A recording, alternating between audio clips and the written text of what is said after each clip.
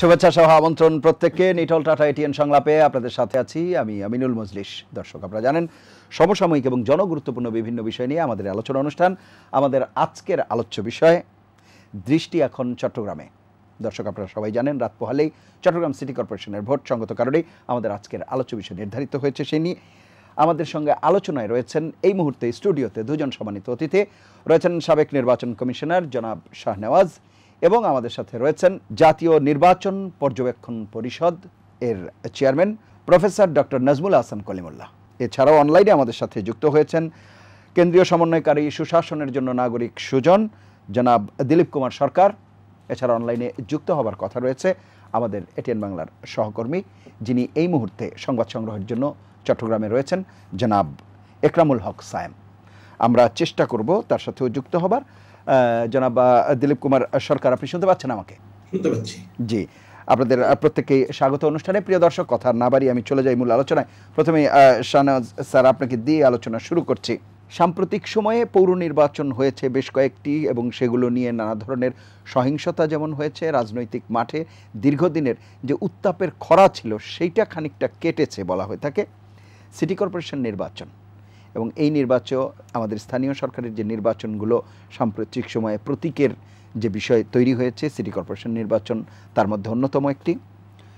তো সার্বিকভাবে যদি এই নির্বাচন নিয়ে প্রথমেই আপনার মূল্যায়ন শুনি। চট্টগ্রাম সিটি কর্পোরেশনের যে নির্বাচন এবার একটু ভিন্ন মাত্রা পেয়েছে। আমি প্রথমে বলব যে দুই পক্ষের এই মূল দুই প্রতিদ্বন্দ্বী ভদ্রলোক, সজ্জন ব্যক্তি, কথাবার্তায় মার্জিত, একজনকে সম্মান করে কথা বলছেন। মাঝখানে আমি একদিনের জন্য আমি চিটাগং গিয়েছিলাম দিন দুয়েক আগে, তাদের সাথে সামান্য কথাও বলেছি। তাদের পারস্পরিক শ্রদ্ধাবোধ দেখে আমার খুবই ভালো লেগেছে। এবং তাদের একটাই কথা, আমরা কোনো হানাহানি চাই না, আমরা চাই সুন্দর একটা নির্বাচন হোক, ভোট দিতে মানুষ আসুক। এটা ভালো লেগেছে। এবং ওই পরিবেশটাও বেশ সুন্দর ছিল। নিজ নিজ এলাকায় নিজভাবে প্রচার প্রচারণায় তারা ব্যস্ত। ইদানিং আমি বিএনপি যিনি আছেন ডাক্তার শাহাদাত হোসেন, দুইজনের সাথে ওনার সাথে কথা বলার সময় তো উনি যেটা জানালেন যে এতদিন ভালোই ছিল, কিছুদিন ধরে অতি উৎসাহী, ওনার ভাষায় অতি উৎসাহী কিছু পুলিশ কর্মকর্তা এবং অন্যান্য তার কর্মী থেকে বাধা দিচ্ছে। ওনার একতরফা কথা এগুলো। তারপরেও এই কথাগুলো উনি বলেছেন, এবং উনি বলেছেন যে কোনো ইদানিং মানে শেষ সময়ের কথা বলছেন যে ওনাকে কোথাও বাধা দেওয়ার জন্য হুমকিও দিয়েছে। তবে সব সময় ভালোই ছিল এবং উনি আশা করছেন যে ভালো হবে। একইভাবে যে আওয়ামী লীগের যিনি ক্যান্ডিডেট, ওনার সাথেও দেখা হয়েছে। তো উনিও ভদ্রলোক মানুষ, ওনারও কথা যে আমি কে জিতলো কি হারলো এটা আমার কাছে মুখ্য নয়, আমি চাচ্ছি একটা সুন্দর চিটাগাং, একটা ভদ্রলোকের জায়গা, সুন্দর একটা ইলেকশন যেন হয়, এবং আমি তার পক্ষে আছি, আমি কোনো সন্ত্রাসীর পক্ষে। এই কথাগুলো এইভাবে কেউ কিন্তু আগে কোনো ইলেকশনে বলেনি। এবার যে দুই প্রতিদ্বন্দ্বী যে সুন্দরভাবে কথাগুলো বলছেন, এবং আপনি দেখবেন খুব বড় কোনো ঝামেলা হচ্ছে না। আমি কিছু সহিংসতা কিন্তু এর মধ্যে ঘটে গেছে, হতাহতের ঘটনাও ঘটেছে। ওগুলো খুব মূলত একজন মারা গেছেন বোধহয়, আর কিছু তিনজন মারা গেছে, সরি, আর কিছু। এটা একটা বিরাট একটা 19-20 লক্ষ লোকের ভোটারের নির্বাচন। তাছাড়া এই প্রবলেমগুলো মূলত কিন্তু ইয়ের মধ্যে হয় না, মেয়রদের প্রার্থীদের মধ্যে না। ওখানে যে আছেন কাউন্সিলর, এবং কাউন্সিলরদের এলাকা কম্পারেটিভলি অনেক ছোট হয়, এবং সেই কারণে দেখা যায় একজন আরেকজন প্রতিদ্বন্দ্বীকে চিনে, প্রতিদ্বন্দ্বী ঘায়েল কেমনে করবে সেটাও ব্যস্ত থাকে। তারপরে আবার তারা জানে যে আমার ভোটারকে, আমার বিপক্ষে ভোটারকে অনেকটুকু জানা হয়ে যায়। তখন এই কিছু ভোটারদেরকে বাধা দেওয়ার চেষ্টা করবে, ওই কারণে কিছু মারামারি হবে। এগুলো অথবা এখন হচ্ছে যা, ওখানে গেলে ওরা আমার ভোট দেবে না, একটা ভীতি সন্ত্রাস দেখায়। এটা কাউন্সিলর প্রার্থীদের মধ্যে হয়, আগেও হয়েছে। তো ব্যাপক আকারে আগে হয়েছে, এখন সেভাবে কিন্তু ব্যাপক আকারে অথবা অন্য কোনো রকম যে ভয় থাকবে এরকম অবস্থা দেখিনি। জানি না শেষ সময় এখন পর্যন্ত, আজ রাত পর্যন্ত কী হয়, কালকে তো ভোটই। তো আর সবচেয়ে ভালো লেগেছে সেটা হলো কোনো রকম সহিংস কথাবার্তা, অনেক সহিংসতা প্রকাশ পায়নি কারো, এবং কোনো মেয়র নির্বাচনে কোনো সহিংসতা খুব একটা ঘটেছে বলে দেখা যায় না। যদিও আমি বলেছি যে বিএনপির প্রার্থী যিনি আছেন তিনি অভিযোগ করেছেন শেষ সময় এসে পুলিশ তার এজেন্টকে ধরে নিয়ে যাওয়া হয়েছে, কিছু মামলা দিচ্ছে নতুন করে যেগুলো দেওয়া উচিত ছিল না, এবং ওনার ভাষায় সিইসিও কথা দিয়েছিলেন যে এইসব হবে না। আর আরেকটা কাজ আমার কাছে একটু ভালো লাগেনি, ওটা আরও ভালো হতে পারতো। সিইসি মহোদয় ওটা হলো 23 তারিখে কি 24 তারিখে 24 তারিখে গিয়েছেন আইন শৃঙ্খলা কমিটির ওখানকার যে আইন শৃঙ্খলা পরিস্থিতি দেখার জন্য, ওদের সাথে আলাপ করার জন্য, তার ভোটে জড়িত যেসব কর্মকর্তা আছেন তাদের সাথে কথা বলার জন্য। কিন্তু ওনার সবচেয়ে মেইন স্টেক হোল্ডার যারা তাদের সাথে কথা বলার কোনো চেষ্টা করেননি। ওনার উচিত ছিল সবার আগে 2 মেয়র প্রার্থী সহ মোট 6 জন মেয়র প্রার্থী যারা আছে তাদের সাথে কথা বলা, তাদের কথা শোনা। তারা কিন্তু আমি যেহেতু ওনার একদিন আগে গিয়েছিলাম, তো তাদের ভাষা অনুসারে তারা খুব অধীর আগ্রহ অপেক্ষা। একজন সম্মানিত দর্শক আছেন, আমি একটু আপনার ওনার ফোনটা নিয়ে আপনার আলোচনায় আসবো। প্রিয় দর্শক, নাম বলে প্রশ্ন করুন। আসসালামু আলাইকুম। ওয়ালাইকুম আসসালাম। কে বলছেন, কোত্থেকে বলছেন? আমি বলছিলাম ঢাকা থেকে। জি বলুন। আমরা এখন যে নির্বাচনটা দেখতেছি সেখানে যে সহিংসতাগুলো হয়, মূলত আমার মনে হচ্ছে যে রাজনৈতিক প্রতীক ইউজ করার কারণে এটা হচ্ছে। যদি সেটা পরিবর্তে আমরা যেটা আগে দেখতাম যে স্থানীয় নির্বাচনগুলো যথারীতি দলীয় প্রতীক ছাড়া নির্বাচন হতো, আমার মনে হয় শান্তিপূর্ণ হয়ে যাবে। তো সেই সিস্টেমটা কি নতুন করে হওয়ার কোনো সম্ভাবনা আছে? জি, অসংখ্য ধন্যবাদ। আপনি থাকুন আমাদের সঙ্গে। আসলে সম্ভাবনা আছে কিনা এখানে তো নীতি নির্ধারণী পর্যায়ের কেউ নেই, তারা হয়তো সেটি বলতে পারবেন না, কিন্তু সেই পরিস্থিতিটি কেমন বা যেই তুলনামূলক চিত্রের কথা আপনি বলছেন সেটি হয়তো এখানে আলোচক যারা রয়েছেন তারা সেই বিষয়ে হয়তো বলবেন।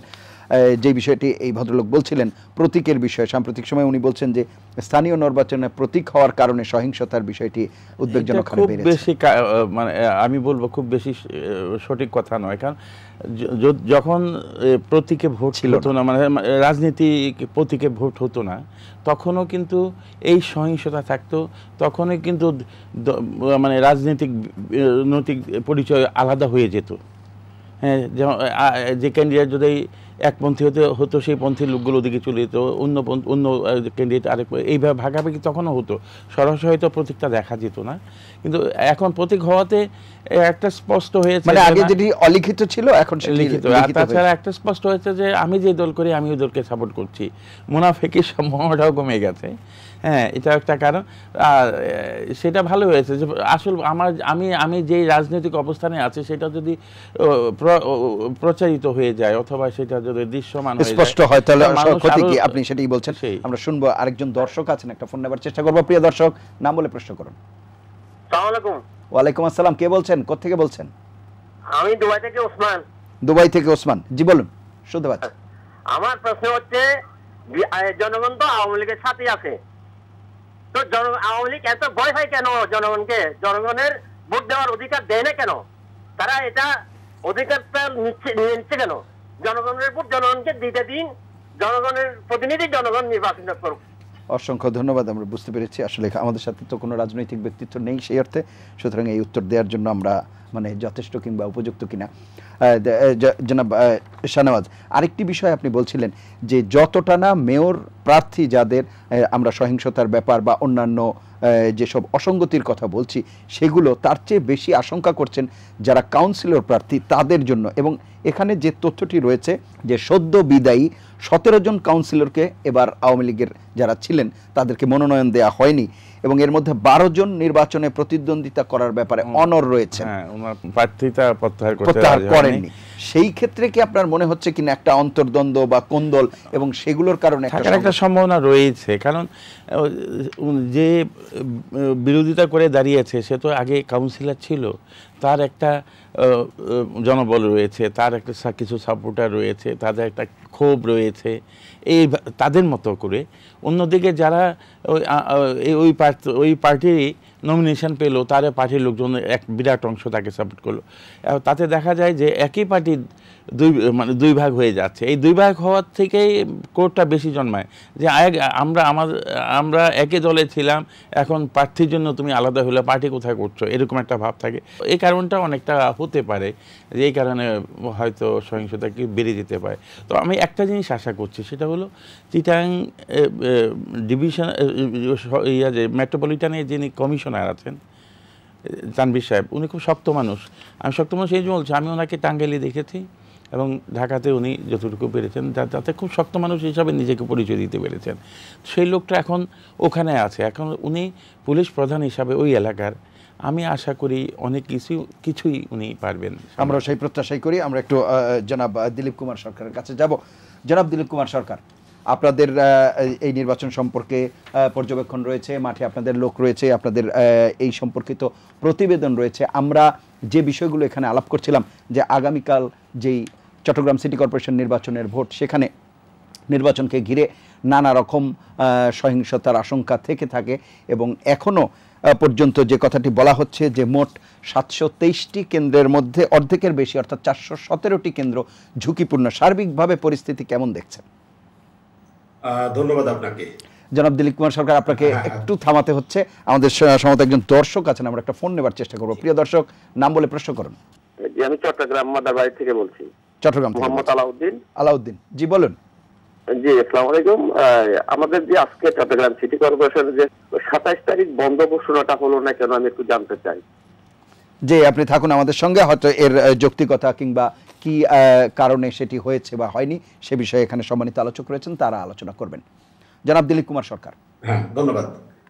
আপনি ঠিকই বলেছেন, আমরা সুশাসনের জন্য নাগরিক সুজনের পক্ষ থেকে যে কোনো নির্বাচন, সেটা জাতীয় নির্বাচন হোক, স্থানীয় সরকার নির্বাচন হোক, আমরা একেবারে পুরো প্রক্রিয়াটার উপর নজর রাখি। চট্টগ্রাম সিটি কর্পোরেশন নির্বাচন যেটা হচ্ছে সেটার উপরেও আমরা প্রথম থেকে নজর রাখছি। গত 24 তারিখে আমরা একটি প্রেস কনফারেন্স করেছি। এখানে এই প্রেস কনফারেন্সে আমাদের প্রথমত আমরা যে প্রার্থীরা ছিলেন সেই প্রার্থীর হলফনামার যে তথ্যগুলো সেটার বিশ্লেষণ একটা তুলে ধরেছিলাম। পাশাপাশি আমাদের ওখানে আহ্বান ছিল যে অবাধ, নিরপেক্ষ ও শান্তিপূর্ণ নির্বাচন করুন, এরকম একটা আহ্বান। মানে নির্বাচনে যতগুলো স্টেক হোল্ডার আছে, যতগুলো অংশীজন আছে, ইলেকশন কমিশন, সরকার, রাজনৈতিক দল, এখানে প্রার্থী, তারপর তাদের সমর্থক, মানে যত স্টেক হোল্ডার আছে সবার প্রতি আমাদের আহ্বান ছিল যে তারা যেন স্ব অবস্থানে থেকে সঠিক ভূমিকা পালনের মধ্য দিয়ে এই নির্বাচনকে অবাধ, নিরপেক্ষ, শান্তিপূর্ণ তথা সুষ্ঠু করেন। তা আমাদের দৃষ্টিতে আমরা যেটা দেখেছি যে আসলে চট্টগ্রামের নির্বাচনের যে পরিস্থিতি যদি বলেন, তবে আমরা মনে করি না যে এই পরিস্থিতিটা একটা সুষ্ঠু নির্বাচনের জন্য, শান্তিপূর্ণ নির্বাচনের জন্য উপযুক্ত। প্রথমত, আপনি যদি তফসিল ঘোষণার পর থেকে যদি এই সময়টাকে ধরেন, দেখবেন যে প্রথম থেকেই কিন্তু এই মেয়র প্রার্থীর কথা যদি বলি, বিএনপির মেয়র প্রার্থী বিভিন্নভাবে অভিযোগ করছিলেন যে উনি বাধাগ্রস্ত হচ্ছেন, উনি নির্বিঘ্নে প্রচার কার্য চালাতে পারছেন না, ওনাকে বিভিন্নভাবে বাধা দেওয়া হচ্ছে। এরকম বিষয়টা ছিল প্রথম থেকেই। যে তার মানে আমরা যেটা ইলেকশনের ক্ষেত্রে বারবার বলি যে লেভেল প্লেইং ফিল্ড, সেটা ওখানে নিশ্চিত হয়নি। আর একটা আপনি বলছেন প্রচারণার ক্ষেত্রে, হ্যাঁ, আপনি এরপরের পয়েন্টটিও বলবেন। আমি একজন দর্শক আছেন, একটা ফোন নেবার চেষ্টা করব। প্রিয় দর্শক, নাম বলে প্রশ্ন করুন। হ্যালো, আসসালামু আলাইকুম। ওয়ালাইকুম আসসালাম। কে বলছেন, কোত্থেকে বলছেন? আমি চট্টগ্রাম থেকে জুয়েলার থেকে কালামেটর। জি, চট্টগ্রাম থেকে বলুন। জি, স্যারের কাছে আমার একটা প্রশ্ন হচ্ছে যে কি আমাদের যে চট্টগ্রাম সিটি কর্পোরেশন নির্বাচনের আপনার ফলাফলটা কি আমরা রাতের মধ্যে কি পেতে পারি, নাকি এর পরবর্তীতে পরের দিন আর কি ডিক্লেয়ার হবে? জি, অসংখ্য ধন্যবাদ। আপনি থাকুন আমাদের সঙ্গে। আমাদের কাছে যে তথ্য আছে, সবকটি কেন্দ্রেই ইলেকট্রনিক ভোটিং মেশিন বা ইভিএম ব্যবহার করে ভোট গ্রহণ করা হবে। এখানে আলোচকরা রয়েছেন, তারা হয়তো বলতে পারবেন সম্ভবত খুব মানে সেরকম কোনো দৈব দুর্বিপাক না হলে হয়তো তাড়াতাড়ি কিংবা মানে রাতের মধ্যেই সেটি ঘোষিত হবার কথা। আরো ভালো বলতে পারবেন সম্মানিত আলোচকরা। যে জনাব দিলীপ কুমার সরকার, পরবর্তী যে পয়েন্ট, আমরা যদি প্রতিদ্বন্দ্বী দলগুলোর দিকে দেখি, আপনি দেখবেন যে সরকারি দল বাংলাদেশ আওয়ামী লীগ তারা কিন্তু প্রথম থেকে তাদের সরব উপস্থিতি এই নির্বাচনে আছে এবং তাদের এই নির্বাচনকে ঘিরে ব্যাপক প্রস্তুতি। তারা প্রতিটি কেন্দ্র ভিত্তিক ভাবে এই কমিটি করেছেন, সেখানে তাদের উপস্থিতি থাকবে। পাশাপাশি এখানে যদি বিএনপির কথা বলেন, তারা বিভিন্ন রকম সংকটে আছে। তারা এই প্রচার যেমন নির্বিঘ্নে চালাতে পারেনি এবং ইতোমধ্যে তাদের বিরুদ্ধে অনেক মামলা হয়েছে, তাদের শত শত কর্মী গ্রেপ্তার হয়েছে, এমনকি পোলিং এজেন্ট পর্যন্ত গ্রেপ্তার হয়েছে, বাড়ি বাড়ি পুলিশ গিয়েছে, ভয়ে সবাই এলাকা ছেড়েছে। তারা শঙ্কায় আছে যে তাদের পোলিং এজেন্ট তারা ঠিকভাবে দিতে পারবেন কিনা।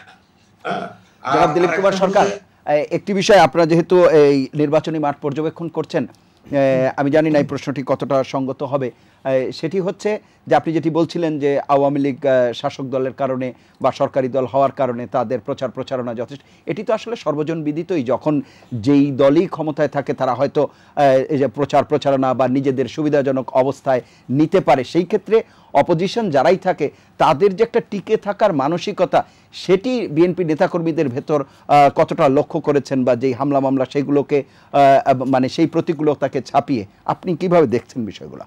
না, ঠিক আছে, আপনি ঠিকই বলেছেন যে আসলে নির্বাচনের ধারা তো চেঞ্জ হয়ে গিয়েছে, নাকি শুধু অংশগ্রহণ করার জন্যই করা এমনটি কিনা? হ্যাঁ, এখন যেটা হলো যে হ্যাঁ, আপনি টু দা পয়েন্টে যদি ওই জায়গাটায় যাই, সেক্ষেত্রে একটা রাজনৈতিক দল তাকে সবসময় মনে রাখতে হবে যে সবসময় পরিস্থিতি আমার অনুকূলে থাকবে এমন না, প্রতিকূলতার মধ্য দিয়ে লড়াই সংগ্রাম করে আমাকে এগিয়ে যেতে হবে। কিন্তু এখানে আসলে রাজনীতিতে যে নেতিবাচক গুণগত পরিবর্তন, আগে তো এক সময় ছিল আদর্শিক রাজনীতি, দর্শন ভিত্তিক রাজনীতি। কর্মীরা দলের আদর্শের জন্য, দলের দর্শনের জন্য, দলের কর্মসূচির জন্য নিজের জীবনকে উৎসর্গ করতেন, ফলে যে কোনো ঝুঁকি তারা তখন নিতেন। এখন যেটা দেখা যাচ্ছে যে এখানে নেতিবাচক গুণগত পরিবর্তন আসার কারণে রাজনীতিতে এখন ত্যাগের সংস্কৃতির পরিবর্তে ভোগের সংস্কৃতি, ফলে এই নেতাকর্মীরা ওইভাবে যে ঝুঁকি নিয়ে মাঠে নামবে, একেবারে ঝুঁকি নিয়ে কোনো একটা কাজ করবে, এই জায়গায় ঘাটতিটা আছে। যে কারণেই আমরা দেখছি যে এই নির্বাচনের মাঠে প্রচারের সময় কিছুটা থাকলেও, আমরা ঢাকা সিটি কর্পোরেশন নির্বাচনের কথাও যদি বলি, যে ওখানেও কিন্তু আমরা দেখবো যে এই প্রচারের সময় একটু থাকলেও নির্বাচনের দিন মনে হলো যে উদা হয়ে গেছে সব। তা এইটা আর নির্বাচনী ধ্যান ধারণাগুলো তো চেঞ্জ হয়ে গিয়েছে। এখন আর ব্যালট বাক্স ছিনতাই, এখন আর জাল ভোট, এখন এই ব্যাপক সংঘর্ষ, এটার পরিবর্তে দেখা যায় যে কৌশলে আগে থেকেই এই যে মাঠটাকে দখলে রাখা, তার বিরোধীদের প্রচারে নামতে না দেওয়া, তারপরে তাদেরকে মামলা করে তাদেরকে মাঠ ছাড়া করা, এই যে পোলিং এজেন্টদের তাদের ঢুকতে না দেওয়া, বুথ ক্যাপচার করা, কোনো বিশেষ করে মেয়র প্রার্থীর ক্ষেত্রে পৌর নির্বাচন হচ্ছে, আমরা দেখছি যে কোথাও কোথাও মেয়র প্রার্থীর ভোট প্রকাশ্য দিতে হচ্ছে, বাটন আর একজন টিপে দিচ্ছে, এই বুথ ক্যাপচার। জনাব দিলীপ কুমার সরকার, আপনি ঘটনাগুলো আমরা দেখছি। জি, আগামীকালকের যে নির্বাচন সেটি প্রসঙ্গে আপনি বলছিলেন যে লেভেল প্লেইং ফিল্ড সেই অর্থে নিশ্চিত হয়নি, প্রচারণার ক্ষেত্রে অন্য আর কি ক্ষেত্রে কোন ধরনের অসঙ্গতি আপনার চোখে ধরা পড়েছে সেই বিষয়টা বলবেন। আমি আসবো আবার অন্যান্য অসঙ্গতিগুলো নিয়ে, আপনি হয়তো বলবেন। আমি তো প্রফেসর ডক্টর নাজমুল হাসান কলিমুল্লাহ আপনার কাছে যাব। যে বিষয়গুলো বলছিলাম, এরই মধ্যে চট্টগ্রাম সিটি কর্পোরেশন নির্বাচন সম্পর্কে বেশ কিছু তথ্য অবশ্য সম্মানিত দুজন আলোচক দিয়েছেন। এই নির্বাচনে একটি বিষয় বলা হচ্ছে সবগুলো কেন্দ্রেই ইভিএম ব্যবহার করা হবে, একজন দর্শকের প্রশ্নও ছিল, সেই বিষয়টিও বলবেন। পাশাপাশি মেয়রদের এবং অন্যান্য কাউন্সিলরদের যে বিষয়গুলো আমরা আলাপ করছিলাম এবং সাম্প্রতিক সময়ে নির্বাচনের যে সহিংসতা, বিশেষ করে অন্তর্দলীয় কোন্দলের কারণ, সেই সব বিষয়গুলোও যদি একটু উল্লেখ করেন।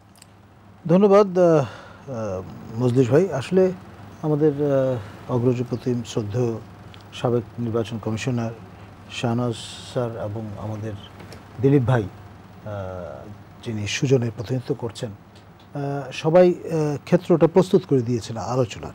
দর্শকরাও খুব অ্যাক্টিভলি প্যাশনেটলি পার্টিসিপেট করেছেন, ফিডব্যাক প্রদান করেছেন।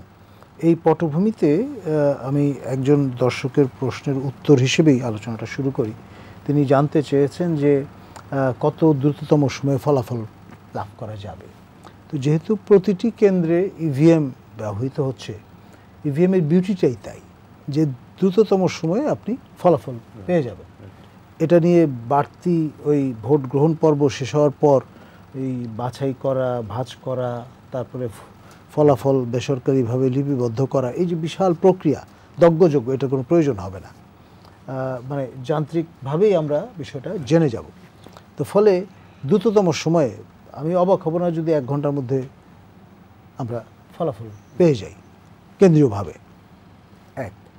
এটা গেল সেই সংশ্লিষ্ট দর্শকের প্রশ্নের উত্তর। আর সামগ্রিকভাবে চট্টগ্রাম সিটি কর্পোরেশন নির্বাচন আমরা দীর্ঘদিন ধরে কিন্তু পর্যবেক্ষণ করছি জানিপুরের পক্ষ থেকে। এবারও কিন্তু আমরা অ্যাক্টিভলি পার্টিসিপেট করছি এবং এখানে আপনার মহিউদ্দিন চৌধুরী মেয়র ছিলেন প্রয়াত, তার নির্বাচন আমরা প্রত্যক্ষ করেছি। পরবর্তীতে আমরা সাকসেসিভ যে ইলেকশনগুলো হয়েছে সেখানে কিন্তু আমাদের সরব উপস্থিত, আমি নিজে ব্যক্তিগতভাবে সশরীরে উপস্থিত ছিলাম। বিশাল এলাকা জুড়ে কিন্তু এই সিটি কর্পোরেশন এলাকা নারী ভোটার একটা ফ্যাক্টর বলা হচ্ছে। আমার কাছে যে তথ্য আছে তাতে 19,02,811 জন মোট ভোটার, এর মধ্যে পুরুষ 9,78,060 জন এবং নারী ভোটার 9,24,751 জন। সুতরাং তাদেরকে যদি ভোট কেন্দ্রে আনা যায় এবং রাজনৈতিক দলগুলো সেই বিষয়টি যদি একটু বলেন। এখন ধরুন এখানে নারীরা আসলে তো উৎসবমুখর পরিবেশে ভোট দিতে পছন্দ করেন। For them it's a festive occasion. নতুন জামা কাপড় পরে ঘর গৃহস্থালী কাজকর্ম গুছিয়ে তারা আসেন। এখন নিরাপত্তার নিশ্চয়তা যদি থাকে তারা আনন্দের সঙ্গে আপনার দলে দলে ব্যাপকভাবে কিন্তু টার্ন আউট, মানে নিরাপত্তার নিশ্চয়তাটাই অবশ্য পূর্ব শর্ত। জি, সেই প্রসঙ্গে যদি আমি বলি, এই নির্বাচন কমিশনের যে কার্যকাল তাতে সম্ভবত এটি একটি বড় নির্বাচন শেষ সময়ের, যদি সেই জায়গাতে আপনার মনে হয় কিনা এটি একটি বড় চ্যালেঞ্জ তাদের জন্য? সংকটের সময় তো ডেফিনেটলি এটা বড় চ্যালেঞ্জ, এতে কোনো সন্দেহ নেই। কারণ আপনার শারীরিক শৃঙ্খলাজনিত বা সংশ্লিষ্ট যে নিরাপত্তা ঝুঁকি, তার চেয়েও বড় ঝুঁকি হচ্ছে করোনা সংক্রমণের ঝুঁকি। সেটাকে উপেক্ষা করে আপনার গণতান্ত্রিক রীতিনীতির প্রতি শ্রদ্ধা রেখে নিজের ভোটাধিকার প্রয়োগের চিন্তা থেকেই কিন্তু নারী পুরুষ নির্বিশেষে সকল প্রাপ্তবয়স্ক মানুষ, তারা ভোটার যারা সেই সিটি কর্পোরেশন নির্বাচনী এলাকা, তারা কিন্তু ভোট দেওয়ার জন্য আগুয়ান হবে। এখন পর্যাপ্ত নিরাপত্তা ব্যবস্থা কিন্তু আমরা দেখেছি ইতিমধ্যে ইন্তজাম করা হয়েছে কমিশনের পক্ষ থেকে। আমাদের যারা এখন ম্যানিং করছেন কমিশন, তারা তো ডেফিনেটলি সেখানে তাদের উপস্থিতি জানান দিয়েছেন। সঙ্গে আমাদের সাবেক নির্বাচন কমিশনার মহোদয় তার যে আত্মজীবনিক অভিজ্ঞতা তিনি কিন্তু সেটা আমাদের সঙ্গে শেয়ার করছিলেন। প্রায় 8,000 পুলিশ, 25 প্লাটুন বিজিবি এরই মধ্যে পর্যাপ্ত আমি মনে করি। আর গম্যতার প্রশ্নে সিটি কর্পোরেশন অবশ্যই চমৎকার একটা গম্যতার জায়গা, যেটা এখানে ইনঅ্যাক্সেসিবল বলে কোনো অঞ্চল আছে এটা বলা যাবে না। গ্রাম বা চর এলাকা বা একদম পার্বত্য এলাকায় যে সমস্যাটা আমরা টেরেইনগত কারণে ফেস করি, এখানে কিন্তু সেই সমস্যাটা নেই। এবং সম্ভবত প্রশাসনের পক্ষ থেকে বলা হয়েছে যে যারাই সিটি কর্পোরেশন এলাকায় চলাচল করবেন তাদের আইডি কার্ডটা ব্যবহার থাকতে হবে জাতীয় পরিচয় করার জন্য, মানে এটা নিশ্চিত হওয়ার জন্য যে কারা বহিরাগত নন বা ভাসমান লোকজন, তারাও যাতে এই সময়টায় সরে থাকেন, কোনো ঝামেলা তৈরি না করেন অথবা অন্যদের জন্য উপদ্রবের কারণ হয়ে না দাঁড়ান। এই বিষয়গুলো কিন্তু কশনারি নোট হিসেবে ইতিমধ্যে যারা নির্বাচন ইন্তজামের দায়িত্বে আছেন তারা জানান দিয়েছেন। আর সামগ্রিকভাবে এখন যেহেতু সারা দেশ জুড়ে জাতীয় সংসদ নির্বাচনের মতো একদিনে আমরা এই নির্বাচন আয়োজনের কোনো সম্মুখীন হইনি, সুতরাং একটা নির্দিষ্ট এলাকায় নির্বাচন অনুষ্ঠিত হতে যাচ্ছে। অবশ্যই মেগা, সুতরাং পর্যবেক্ষক, গণমাধ্যম কর্মী সবার চোখ সেখানে থাকবে এবং অসঙ্গতি হওয়ার সম্ভাবনা কম, সেটি বলছেন। আরেকটি বিষয় একজন দর্শকও বলছিলেন যে এই যে সরকারি ছুটির ব্যাপার, সেই বিষয়টি অন্যান্য অনেক নির্বাচনে আমরা দেখেছি সরকারি ছুটি, এইবার সরকারি ছুটি থাকছে না, তাতে করে কি সুবিধা অসুবিধা? দীর্ঘদিনের একটা আহ্বান ছিল, কারণ আমরা ইদানিংকালে লক্ষ্য করছিলাম এটা একটা লেকুনার মতো।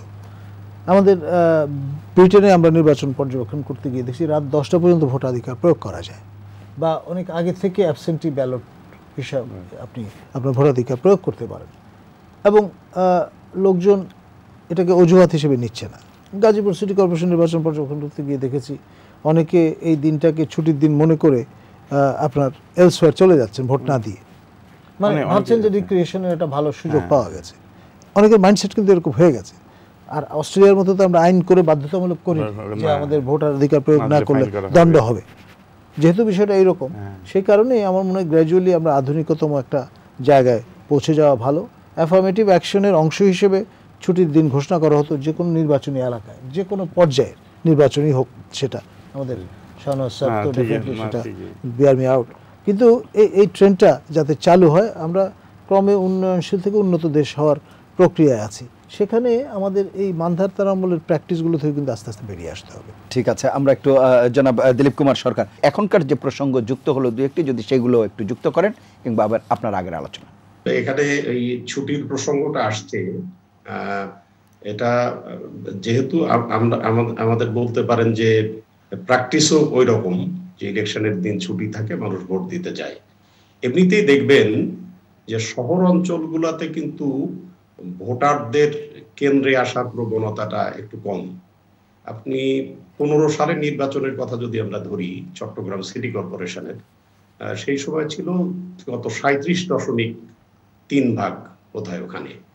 সাম্প্রতিককালে যে নির্বাচন করোনার মধ্যেই যদিও হয়েছে, সেটা একটা কারণ হতে পারে। এই ঢাকা উত্তর সিটি কর্পোরেশন এবং দক্ষিণ সিটি কর্পোরেশন কত 25 এবং 29 এরকম। তা শহর অঞ্চলে কিন্তু এমনিতেই কম আসে। এখন সেক্ষেত্রে এমনিতে ওখানে বিশেষ করে কাউন্সিলর প্রার্থীদের মধ্যে, বিশেষ করে আওয়ামী লীগের দিকে যদি তাকান, তাদের তো বিদ্রোহী প্রার্থী অনেকগুলোতে, ব্যতিক্রম বাদ দিয়ে প্রায় সব ইয়াতেই, ওয়ার্ডই। এবং যেহেতু ক্ষমতাসীন দলের সাথে এবং ওখানে যারা বিদ্রোহী প্রার্থী এবং সরকারি দল সমর্থিত প্রার্থী, দুই প্রার্থীর মধ্যেই সেখানে ক্ষমতাধর দুইজন পিছনে আছেন। একজন সদ্য বিদায়ী মেয়রের কিছু ইয়ে আছেন, অনুসারী আছেন, আরেকজন উপমন্ত্রীর অনুসারীরা আছেন। মানে এই কারণেই কিন্তু তারা কেউই নিজেদের কম জুরি মনে করেন না, এবং সংঘর্ষগুলো এমনকি প্রাণহানির ঘটনাগুলো কিন্তু এই কারণে ঘটছে। এ কারণে আওয়ামী লীগেরও দুশ্চিন্তার কারণ যে আগামীকাল আমরা এই যে ইয়াদেরকে, বিশেষ করে কাউন্সিলর প্রার্থী যারা, তাদেরকে নিয়ন্ত্রণে রাখা যাবে কিনা।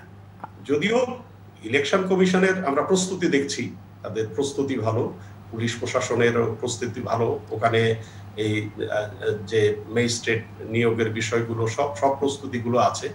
কিন্তু এই যে আমার মনে হয় যে সিইসি সাহেব গিয়েছেন, উনি ওখানকার যে বাস্তব পরিস্থিতি, ওনার বক্তব্যে সেটাকে উনি অ্যাড্রেস করতে পারেননি।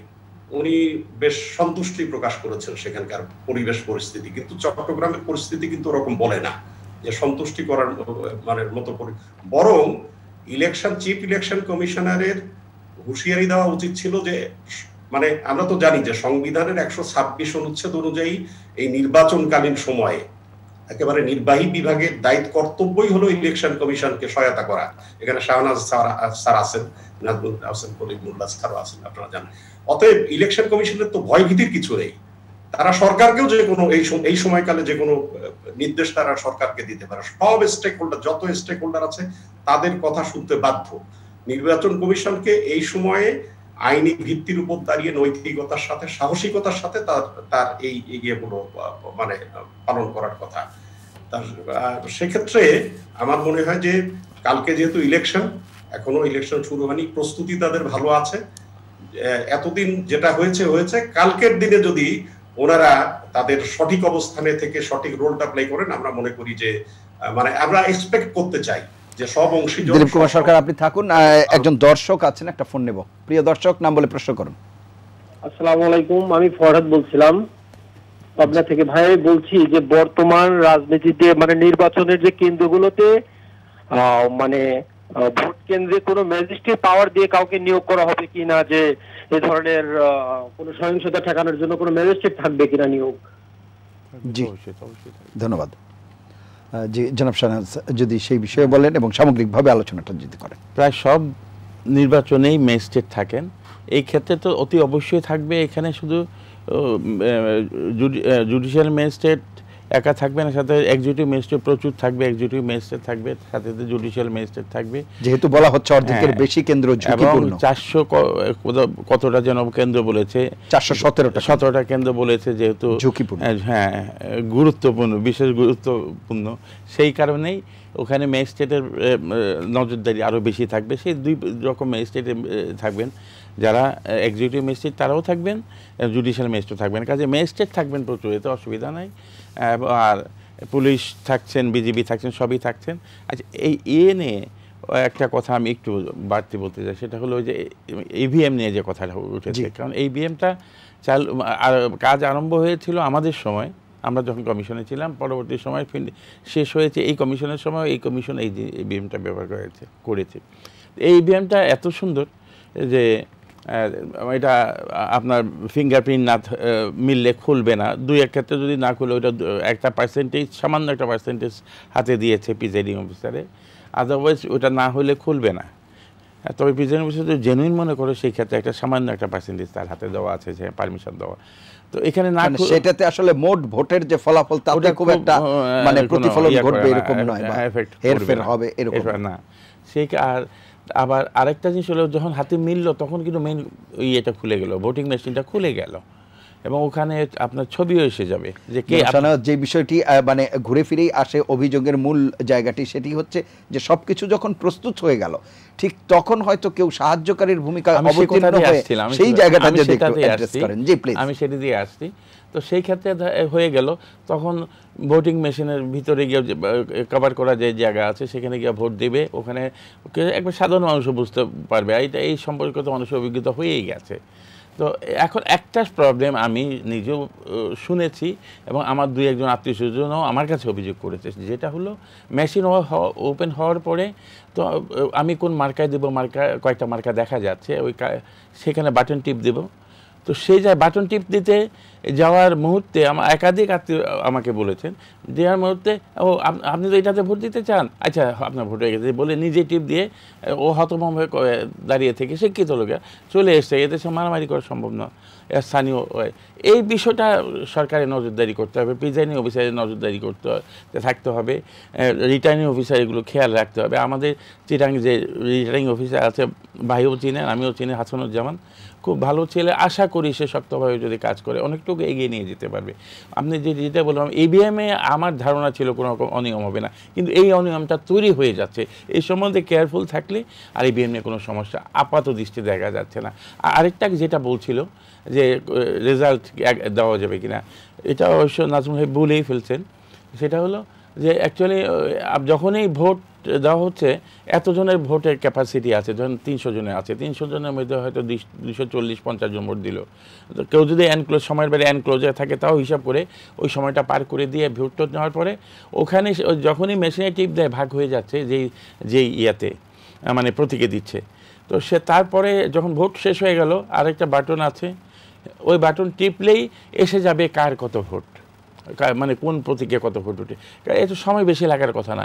আমাদের গত জাতীয় ইলেকশনে কোথায় যেন 5-7 ঘন্টা পরে যে ওইটা মেশিন নষ্ট হয়ে গেছে নাকি কোনো ব্যাখ্যা বসে পরবর্তী সময় পাওয়া যায়নি। তো এগুলো নির্বাচন কমিশনকে খুব খেয়াল রাখতে হবে, কারণ নির্বাচন কমিশনের সুনাম বদনাম এগুলোর উপর অনেকটুকু নির্ভর করে।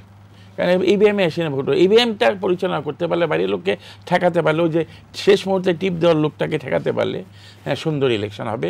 এবং এটা বোধহয় দুইজনেই চান, দুইজনের কথা সবাই 6 জন আছেন প্রতিদ্বন্দ্বী, কিন্তু 2 জন হলো মেইন প্রতিদ্বন্দ্বী, 2 জনে এটা চান। এবং 2 জনেই সজ্জন, আমিও বলছি 2 জনের কথাবার্তা অত্যন্ত সজ্জন ব্যক্তি এবং পারস্পরিক শ্রদ্ধাবোধ প্রচুর। দোষারোপের যে বিষয় সাধারণত দেখি কমিশনের দায়িত্বটুকু, এবং যারা তাদেরকে সাপোর্ট দিবে তারা যেন একটু তৎপর থাকেন, তাহলে আমার মনে হয় সুন্দর ইলেকশন হতে কোনো বাধা নেই। একজন দর্শক আছেন, একটা ফোন নেবার চেষ্টা করব। প্রিয় দর্শক, নাম বলে প্রশ্ন করুন।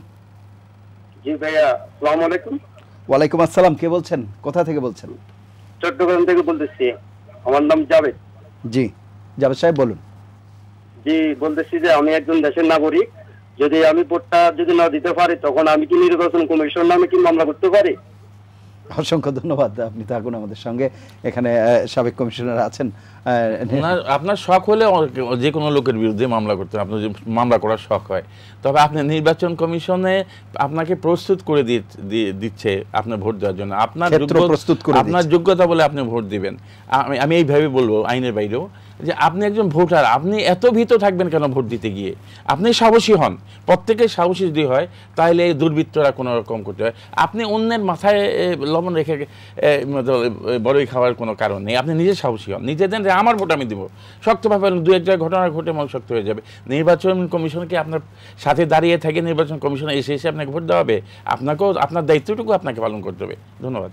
জি, আরেকটি বিষয় যেটি বলছিলাম, যে এই কমিশনের কার্যকালের মধ্যে এটি সম্ভবত সবচেয়ে মানে বড় পরিসরের যে ভোট আমরা বলছি চট্টগ্রাম সিটি কর্পোরেশন, সেই ক্ষেত্রে তাদেরও ইমেজ পুনরুদ্ধার বলি বা ইমেজ রক্ষা বলি, সেই সব জায়গায় কি একটা গুরুত্ব দেওয়ার বিষয় এবং বিষয়টিকে খুব সিরিয়াসলি দেখবার অবকাশ রয়েছে কিনা? অতি অবশ্যই, কারণ সবগুলোকেই সিরিয়াসলি দেখবার এর আগে যেমন দরকার রয়েছে। 16 তারিখে যে ভোটটা ছোটখাটো ভোটগুলো হলো পৌরসভার, ওগুলো কিন্তু উপস্থিতির হার অনেক হয়েছে। তবে এই ক্ষেত্রে কলিউল্লাহ ভাইও কিছু বলেছেন, আর দিলীপ দাও কিছু বলেছেন, সেটা হলো যে নির্বাচন কমিশনকে দেখাতে হবে যে আমরা খুব অ্যাক্টিভ, আমরা খুব শক্ত ভূমিকা আছি, থাকলেই হবে না, দেখাতে হবে। হ্যাঁ, যে আমরা খুব শক্তিশালী ভূমিকা আছে। যেমন পেপারে আমরা সবাই দেখেছি কি একজনকে প্রার্থী বলতেছে বাস নিয়ে দাঁড়িয়ে থাকে, উনি খুব পরিচিত প্রার্থী, বাস নিয়ে অপেক্ষা করার জন্য বলছে। উনি মানে পশ্চিমাঞ্চলের আমাদের একজন খুব নাম করা নেতা এবং জাতীয় পর্যায়ে কাজ করেছেন, এই একজন। আরেকজন প্রার্থীকে বলতে শুনলাম যে ইয়া করবে, ওই তোমরা দেখা ভোট দিবে, একবারে ওটা ভাইরাল হয়েছে ওই বিষয়টা, দেখে ভোট দেবে। এগুলো এদের আরেকজন তার প্রার্থীর যে আছে মানে সাথী হয়তো সে বলেছে যারা আমার প্রতীকে ভোট দিবেন, এই প্রতীকে ভোট দিবেন না, তারা আসবেন না। এইভাবে ও বলছে, এগুলো দেখা যাচ্ছে, এগুলো ভাইরাল হচ্ছে। কিন্তু এই ক্ষেত্রে যদি নির্বাচন কমিশন এই 2-3-4টা ঘটনায় যদি খুব ড্রাস্টিক অ্যাকশন নিতেন, শক্ত ভূমিকা নিতেন, প্রার্থিতা বাতিল করতেন, কি 1-2জন প্রার্থীর এই পৌরসভার প্রার্থিতা বাতিল করলে এমন কিছু হেরফের ঘটতো না, বরং তাদের ইমেজটাকে প্রতিষ্ঠিত করার জন্য অথবা ইমেজটাকে ধরে রাখার জন্য অনেক বেশি কাজ করতে পারে। এই কাজগুলো ওনারা করেননি, অ্যাভয়েড করেছেন। ওনাদের এগুলো করা উচিত ছিল।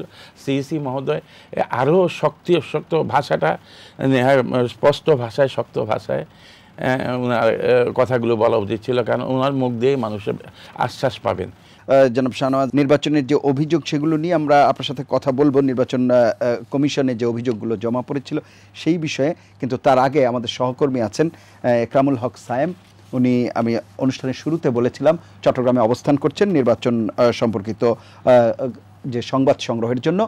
যে খুব সংক্ষেপে যদি প্রথমে একটু বলেন যে সার্বিকভাবে এখন পর্যন্ত যে নির্বাচনী পরিবেশ, সেই পরিবেশটি কীরকম ছিল? কারণ সম্মানিত যে আলোচকরা রয়েছেন এখানে তারা অবশ্য বিষয়টি সম্পর্কে আলাপ করেছেন, 2-1টি অনাকাঙ্ক্ষিত ঘটনাও ঘটেছে। তারপরে আপনার কাছে কি পর্যবেক্ষণ রয়েছে সেটি যদি একটু বলেন। তো আমার কাছে যেটা মনে হচ্ছে যে এখানে আসলে রাজনৈতিক উত্তেজনাটা এবং রাজনৈতিক টেনশনটা খুব বেশি। এই নির্বাচন নিয়ে ভোটারদের কতটা আগ্রহ রয়েছে তার চেয়ে বেশি উত্তেজনা এবং টেনশন রয়েছে রাজনৈতিক দলগুলোর মধ্যে। আমরা বিএনপি প্রার্থীকে দেখেছি, তিনি কালকেও 2বার ছুটে গেছেন রিটার্নিং কর্মকর্তার কাছে। তিনি অভিযোগ করেছেন যে তার পোলিং এজেন্ট, তার ভোটার, তার কর্মীদের বিরুদ্ধে মামলা করা হচ্ছে, তাদেরকে গ্রেপ্তার করা হচ্ছে। এবং আজকেও তিনি গেছেন, আজকেও তিনি বলেছেন যে 56 জনকে গ্রেপ্তার করা হয়েছে। এবং তিনি এই ধরনের একটা টেনশন আমরা তার মধ্যে দেখেছি। একই সাথে টেনশন আমরা দেখেছি আওয়ামী লীগ প্রার্থী কিংবা আওয়ামী লীগ নেতাদের কাছেও। আসলে শেষ মুহূর্তে ভোটের ইকুয়েশনটা কি হবে এটি নিয়ে তারা চিন্তা ভাবনা করছেন। আপনি জানেন যে কোনো স্থানীয়, এখানে কিন্তু এই 6ষ্ঠবারের মতো এটি নির্বাচন। এখানে এর আগে যে 5বার নির্বাচন হয়েছিল। জনাব একরামুল হক সায়েম, একটি বিষয় যদি একটু স্পষ্ট করেন, আমি জানি না আপনারা প্রতিবেদন তৈরি করতে গিয়ে সেই বিষয়টি মাঠে নেয়ার সুযোগ হয়েছে কিনা সেই তথ্যটি, সেটি হচ্ছে নারী ভোটাররা এখানে একটা বড় ফ্যাক্টর বলা হচ্ছে, যেহেতু নারী ভোটারের সংখ্যা পুরুষ ভোটারের সংখ্যায় তুলনায় বেশি, সেই ক্ষেত্রে নারী ভোটারদের ভেতরে উৎসাহ উদ্দীপনা, যেহেতু আবার একই সাথে বলা হচ্ছে যে 723টি কেন্দ্রের মধ্যে 417টি গুরুত্বপূর্ণ কিংবা ঝুঁকিপূর্ণ, সেই ক্ষেত্রে নারী ভোটারদের মধ্যে কোনো শঙ্কা রয়েছে কিনা, আপনার কথা বলবার সুযোগ হয়েছে কিনা স্থানীয় ভোটারদের সঙ্গে, সেই বিষয়টি যদি একটু বলেন। এটি আসলে মানে এক কথায় আমি বলতে পারবো না যে তাদের মধ্যে শঙ্কা নেই আবার শঙ্কা আছে, এটি বলাও মুশকিল। আসলে আমাদের দেশের মানুষ তো খুব বেশি রাজনৈতিক সচেতনই বলা যায়। যারা ক্ষমতায় রয়েছেন তাদের মধ্যে এক ধরনের মনোভাব রয়েছে, যারা বিরোধী পক্ষ তাদের মধ্যে এক ধরনের মনোভাব রয়েছে। একেবারে সাধারণ ভোটার যদি আমরা বলি, সেরকম সংখ্যা আমরা খুব বেশি হিসাব করতে পারবো না। এখন কেউ নৌকার পক্ষের লোক, কেউ ধানের শীষের পক্ষের লোক। এটিও আসলে একই রকম ভাবে যারা বিরোধী পক্ষ তাদের মধ্যে এক ধরনের শঙ্কা রয়েছে। বিরোধী পক্ষের প্রার্থী তিনি যেরকম শঙ্কা প্রকাশ করছেন, তার সমর্থকদের মধ্যে একই ধরনের শঙ্কা রয়েছে। এবং অন্যদিকে ক্ষমতাসীনরা, তারা যেহেতু ক্ষমতায় রয়েছেন, স্বাভাবিকভাবেই কিছু সুবিধা পেতেই পারেন। জি, সেটি আমরা এরই মধ্যে আলোচনা করেছি। আরেকটি বিষয়, মেয়র প্রার্থীদের পাশাপাশি একটি বড় মাথা ব্যথার কারণ হচ্ছে বা শঙ্কার কারণ হচ্ছে কাউন্সিলর প্রার্থী যারা বিশেষ করে বিদ্রোহী প্রার্থীর মধ্যে যুক্ত হয়েছে, এবং সেটি সহিংসতার অন্যতম একটা কারণ হতে পারে বলে অনেকে আশঙ্কা করছে। সেই জায়গাতে আপনার পর্যবেক্ষণটি কি? এটি নিয়ে আমরা কালকে কথা বলেছি, দুই প্রার্থীর সাথে কথা বলেছি। বিশেষ করে আওয়ামী লীগের যিনি নগর সভাপতি ইঞ্জিনিয়ার মোশাররফ হোসেন, তিনি বলেছেন যে এটি নিয়ে তারা আসলে কিছুটা টেনশনই রয়েছেন। তাদের 20টির মতো ওয়ার্ডে বিদ্রোহী প্রার্থী রয়েছে, এবং এই বিদ্রোহী প্রার্থীদের কারণে তাদের মূল প্রার্থী, অর্থাৎ আপনি জানেন যে দলীয় প্রতীকে শুধুমাত্র মেয়র পদটি হচ্ছে, বাকিগুলোতে যদিও কাউন্সিলর পদে দলীয় প্রার্থী ঘোষণা করা হচ্ছে, সেগুলো কিন্তু দলীয় প্রতীকে হচ্ছে না। তো সে জায়গায় যারা বিদ্রোহী প্রার্থী হিসেবে রয়েছেন, তারা ভোটের সমীকরণটা কিভাবে তৈরি করেন তা নিয়ে কিছুটা টেনশন রয়েছে। আর বিএনপির আসলে মূল চ্যালেঞ্জই হচ্ছে তাদের আসলে ভোটারদেরকে নিয়ে যাওয়া, তাদের ভোটাররা যাবে কিনা, তাদের সমর্থকরা যেতে পারবে কিনা, তাদের মূল টেনশনের জায়গায় আসলে সেখানে তাদের মধ্যে দ্বিধা দ্বন্দ্ব কোন্দল। তার চেয়ে বড় কথা হচ্ছে তাদের ভোটারদেরকে ভোট কেন্দ্রে নিয়ে যাওয়া। সেই ক্ষেত্রে তারা কতটা সক্রিয়ভাবে তাদের কার্যক্রম পরিচালনা করতে পারছে, প্রচার প্রচারণা সহ বিভিন্ন বিষয়, খুব সংক্ষেপে এক লাইনে। প্রচারণা করেছেন। আসলে এটা তো ঠিক যে স্থানীয় নির্বাচনগুলো যখন ক্ষমতাসীন সরকারের সময় হয়, যেটা বলছিলাম যে ক্ষমতাসীন দল কিছু সুবিধা নেয়, এটা সবসময় হয়েছে। এই আওয়ামী লীগ সরকারের কিন্তু এর আগে এম নাসিরের আগে কিন্তু বিএনপির প্রার্থী কিন্তু আওয়ামী লীগ সরকারের সময় কিন্তু মঞ্জুর আলম, তিনি কিন্তু মেয়র পদে নির্বাচিত হয়েছিল। এটা আসলে নির্ভর করে কিছুটা প্রচার প্রচারণা হচ্ছে। এখন সামনের দিনগুলি কিংবা ভোটের যেই দিনটি, সেই দিনটিতে তারা কি ভূমিকা পালন করে, সেটি হচ্ছে বিষয়। তাদের নেতাকর্মী, তাদের ভোটাররা আসলে কতটা সাহসিকতার সাথে সেই বিষয়টি এগিয়ে আসবে, সেটাও একটা গুরুত্বপূর্ণ বিষয়। অসংখ্য ধন্যবাদ, আপনি থাকুন আমাদের সঙ্গে। জনাব শাহনওয়াজ, যে বিষয়টি আসলে আলাপ করছিলাম, এখানে বলা হচ্ছে যে 23 তারিখ পর্যন্ত 56টি অভিযোগ জমা পড়েছিল। এর মধ্যে সর্বোচ্চ 12টি অভিযোগ দায়ের হয়েছে বিএনপি সমর্থিত প্রার্থী, মেয়র প্রার্থী ডক্টর সাদাত হোসেনের পক্ষে, এবং আওয়ামী লীগ প্রার্থীর পক্ষ থেকে দেওয়া হয়েছে 3টি অভিযোগ। বাকি 41টি অভিযোগ ওয়ার্ড কাউন্সিলরদের পক্ষ থেকে। এর মধ্যে বিএনপি প্রার্থীর 12টি অভিযোগের 3টির কোনো সত্যতা পায়নি নির্বাচন কমিশন, তদন্তকারী আইনশৃঙ্খলা রক্ষাকারী বাহিনী। 8টি অভিযোগের কোনো ফলাফল জানাতে পারেনি নির্বাচন কমিশন। শুধু একটি অভিযোগের ক্ষেত্রে অভিযুক্তদের নির্বাচনী বিধি মেনে চলার অনুরোধ করেছেন।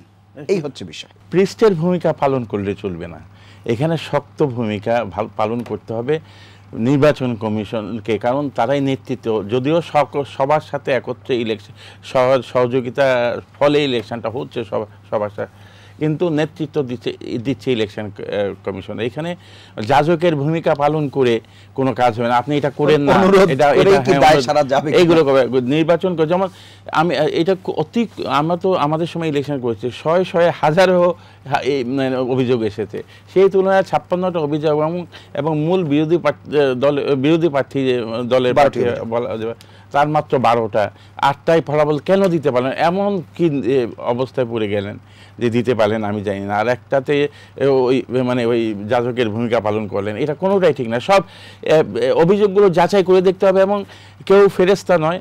কিছু কিছু অভিযোগ যে সত্যতা আছে সেটা সবাই মানে দেখতে পাবে, সেগুলো যদি নির্বাচন কমিশনও দেখতে পায় তাহলে আমাদের ভাগ্য ভালো। আর যেটা হলো এই যে মামলা করার, আমি যতটুকু জেনেছি ওদের কাছে, মামলা যাতে না হয় সেই যে কারণে সে কথাটা বলে গেছেন, সিসি বলেছেন নাকি ওনাদেরকে, কিন্তু মামলা হচ্ছে। তো মামলা যদি হয় এটা ভালো কথা, খারাপ লোক হলে এদের বিরুদ্ধে মামলা। তো আমাদের দেশে তো এক পক্ষের সব খারাপ লোক হয়ে যায় না, আর এক পক্ষের সব ভালো লোক হয়ে যায় না। দেখতে হবে দুই পক্ষেরই বিরুদ্ধে মামলা হয়েছে কিনা, তাহলে বুঝতে হবে যে না সঠিকভাবে এবং সমান দৃষ্টি নিয়ে হ্যাঁ নির্বাচনটা পরিচালনার জন্য যারা যে দায়িত্ব পালন করছে। এখন যদি একচেটিয়াভাবে এবং এরকম হয় যে দুই একজন অফিসারের কারণে কিছু মামলা হয়ে যাচ্ছে, অথবা একটা পক্ষের কারণে মামলা হয়ে যাচ্ছে, পক্ষের বিরুদ্ধে মামলা হয়ে যাচ্ছে অন্য পক্ষের, তাহলে কিন্তু সন্দেহজনক হবে। এগুলো সব মিলিয়ে কিন্তু একটা নির্বাচনের সৌন্দর্য। একটা খালি ভোট দিয়ে গেলাম সেটা সব কিছু মিলিয়ে সে নির্বাচনটা সুন্দর। যেটা করতে নির্বাচন কমিশনের ভূমিকা মানে দলীয় প্রধানের মতো, মানে এই ভোটের যে দল সেই দলের প্রধানের মতো কাজ করে, এবং সেই শক্তি, সাহস এবং সেই হুঙ্কারও থাকতে হবে সাথে। জি, জনাব নাজমুল হাসান কলিমুল্লাহ, যে বিষয়টি আমরা আলাপ করছিলাম এবং আমাদের সহকর্মী একরামুল হক সায়েম যে বিষয়টি বলছিলেন, যে এই সিটি কর্পোরেশনের কিন্তু একটি নজির আমরা দেখতে পেয়েছি, যে যখন প্রয়াত এই মহিউদ্দিন চৌধুরী মহিউদ্দিন চৌধুরী যখন মেয়র ছিলেন, তখন তাকে হারিয়ে আমাদের যে বিএনপি সমর্থিত প্রার্থী তিনি এসেছেন। ঠিক একইভাবে আবার দেখা গেছে মহিউদ্দিন চৌধুরী তখন মীর নাসিরকে হারিয়ে তারপরে তিনি এসেছেন। তার মানে আমি যেটি বলতে চাচ্ছি যে ক্ষমতাসীন যারা, তারাই যে কেবলমাত্র নির্বাচিত হয়েছে তার ক্ষমতার কারণে তেমনটি নয়। যে এই উদাহরণটিকে সাথে নিয়ে বা এই দৃষ্টান্তকে একটা প্রেরণা ধরে বিরোধী দল যাদেরকে আমরা বলছি বিএনপি, এবং যাদের অভিযোগ রয়েছে বিভিন্ন রকম, সেই অভিযোগকে তারা আমলে না নিয়ে শুধুমাত্র এই প্রেরণাকে তারা কাজে লাগিয়ে কি একটা কার্যকর জায়গায় যেতে পারে কিনা, নাকি এই যে হারার আগেই হেরে যাওয়া কিংবা মাঠ ছেড়ে দেওয়া, সেই সব জায়গা থেকে যদি বেরিয়ে আসা যায় তাহলে কি নির্বাচনটি আরও প্রতিদ্বন্দ্বিতাপূর্ণ হয় কিনা, আপনি কি মনে করেন? চট্টলা, বীর চট্টলা নামেই পরিচিত। আমাদের এই অঞ্চলে প্রথম যে আমাদের স্বাধীনতার যুদ্ধ, অর্থাৎ 1857 সনে যে সিপাহী বিদ্রোহের সূচনা, তা কিন্তু চট্টগ্রামে হাবিলদার রজব আলী খানের নেতৃত্বে শুরু হয়েছিল। মঙ্গল পাণ্ডে, ঈশ্বর পাণ্ডে পরবর্তীতে ভিন্ন অবস্থানে থেকে শরিক হয়েছেন। এই বিষয়টা কিন্তু আমরা অনেকে ভুলে যাই।